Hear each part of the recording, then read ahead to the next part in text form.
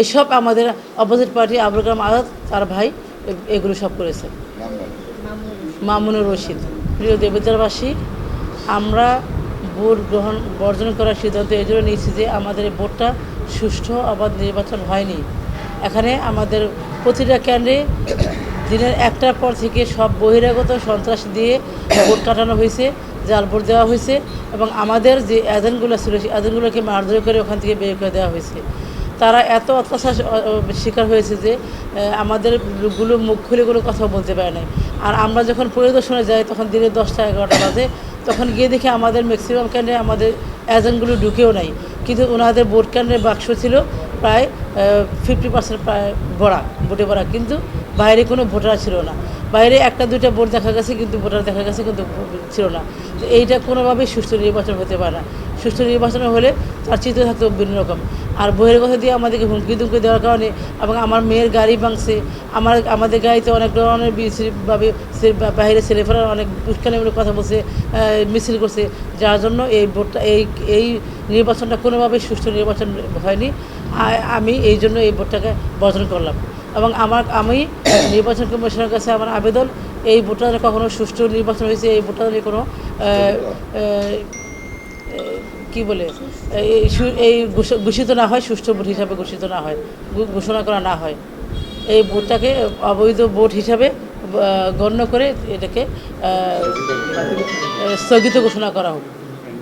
আমি আমি আমি 3টার সময় আমি 3টার সময় প্রথমে ফেসবুকে দিই, 3টার আগে আমি ফেসবুকে আমরা একটা পর্যন্ত দেখেছি ভোট মোটামুটি হচ্ছিল, একটার পর থেকে দেওয়া যাচ্ছে ভোট কাটা হচ্ছে, জাল ভোট দেওয়া হচ্ছে এবং সিল মারা হচ্ছিল। বিভিন্ন সব কেন্দ্র থেকে আমাদেরকে ফোন আসতে যে সব কেন্দ্র মিনিমাম 123 টাকা থেকে 100 টাকা থেকে ফোন আসছিল যে ওখানে জাল ভোট দেওয়া হচ্ছে, ভোট কাটা হচ্ছে।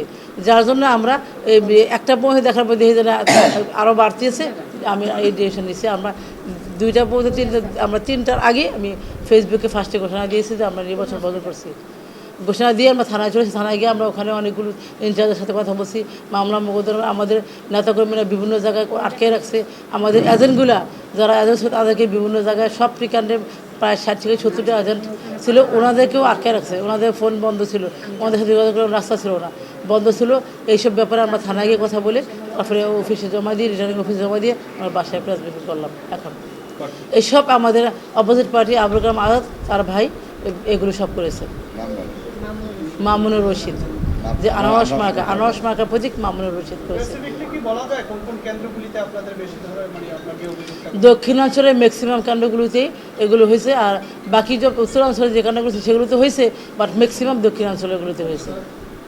কেন্দ্রগুলোর নাম বলেন এবং দু একটা নাম বলেন, এবং ওই যে কেন্দ্রে আপনি সরাসরি দেখছেন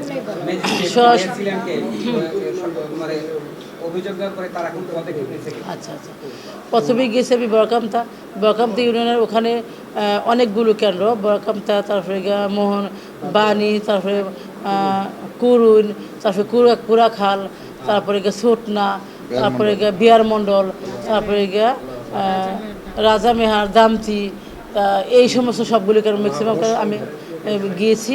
এবং ওখানে যাওয়ার পর যখন আমরা অভিযোগ করছি সাথে সাথে ওনারা অ্যাকশন নিচ্ছে, কিন্তু যখন ওনারা যায়, পুলিশ যায় বা ওই ম্যাজিস্ট্রেট যায়, তখন জায়গা থাকে শান্ত, ম্যাজিস্ট্রেট চলে আসতে পরে তখন আবার সেই ভোট কাটা আবার চাপা শুরু করে দেয়। প্রেস মিডিয়ার লোকও ছিল। নির্বাচন